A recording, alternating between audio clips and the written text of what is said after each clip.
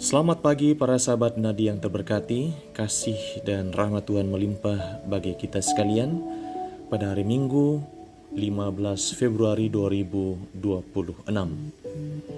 Pada hari ini bersama dengan seluruh umat Allah yang bersekutu dalam gereja Katolik, kita merayakan Minggu Biasa yang ke-6. Pada hari Minggu ini Allah menganugerahkan bagi kita nutrisi rohani dengan inspirasi dari Injil Matius bab 5 ayat 17 sampai 37. Standar tinggi hidup Kristiani. Para sahabat nadi yang terberkati, kemajuan dan mutu hidup seseorang, mutu hidup keluarga, masyarakat, atau suatu bangsa ditentukan oleh standar atau ukuran yang berlaku. Semakin tinggi standarnya, akan semakin tinggi mutu hidup seseorang atau keluarga atau masyarakat. Semakin setia dan semakin berkomitmen memenuhi standar itu, maka mutu atau kemajuan hidup akan tercapai. Tapi ini adalah sebuah pilihan. Life is a choice. Hidup itu sebuah pilihan. Kalau mau hidup dengan mutu dan sebuah kemajuan yang mengagumkan, maka tergantung Anda mau atau tidak. Tergantung orang yang membuat pilihan.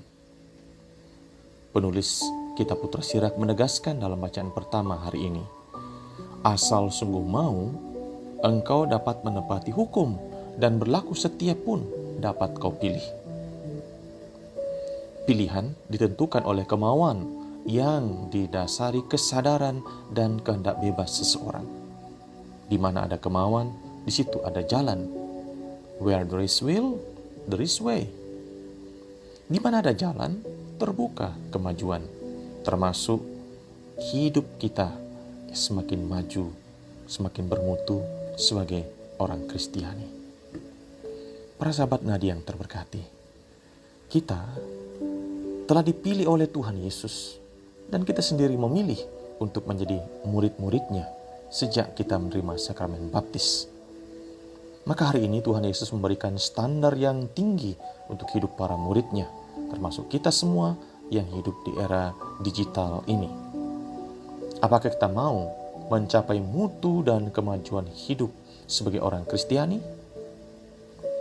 Inilah standar yang diajarkan oleh Tuhan Yesus dalam khotbah di bukit. Pertama, standar spiritual dan ritual.